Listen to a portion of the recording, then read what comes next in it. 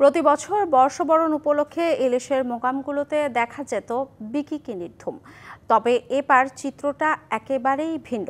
বর্ষবরণের আগে নিষেধাজ্ঞা দেয়ায় এবার বরিশাল নগরীর ইলিশের আড়ত পোর্ট বাজার থেকে কোথাও সরবরাহ হচ্ছে না ইলিশ। অন্যদিকে প্রথমবারের মতো ভারতের সাথে মিলিয়ে নিষেধাজ্ঞায় খুশি সংশ্লিষ্টরা।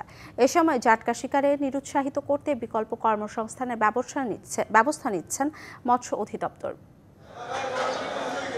গেল ১৫ বছর পহেলা বৈশাখ উদযাপনে এপ্রিলের শুরুতেই বরিশালের মোকাম থেকে ককশিটে ইলিশ যেত রাজধানী সহ দেশের বিভিন্ন স্থানে। প্রতিদিন গড়ে ৫০ মনের অধিক ইলিশ সরবরাহ হতো এ সময়।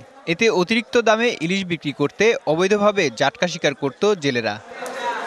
ওয়ালটন আবারও মিলিয়নিয়ার অফারে ওয়ালটন ফ্রিজ কিনে আপনিও হয়ে যেতে পারেন মিলিয়নিয়ার।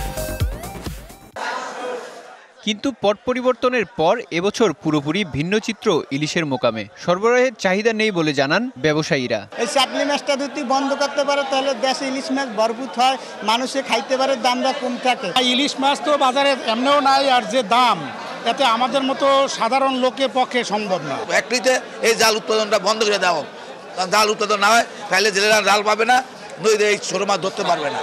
দীর্ঘদিন এখানকার ইলিশের বাজার কুক্ষিগত করে রেখেছিল একটি বিশেষ মহল। তাদের অনেকেই গা ঢাকা দেয় এবার অতীতের যে কোনো সময়ের চেয়ে এবছর সরবরাহ অনেকটাই কম বলে জানান আড়তদাররা। ৫ তারিখের পর থেকে যারা বড় বড় ইলিশ মাছ নিবে তারা তো না থাকার কারণে এই ইলিশ এবার আমাদেরকে অর্ডারও দিচ্ছে না আর ইলিশও নিচ্ছে না। ১ টাকার মাল এখন ৯ টাকা।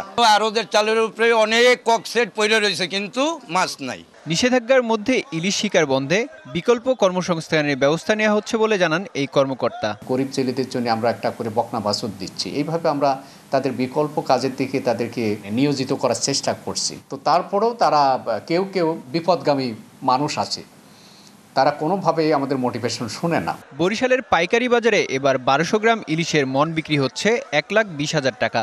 এছাড়া ১ কেজি ১,০৫,০০০, ৬০০ থেকে ৯০০ গ্রাম ৯৫,০০০ টাকা ও ৫০০ গ্রাম ওজনের ইলিশ ৬৫,০০০ টাকা মনে বিক্রি হচ্ছে। DBC news desk.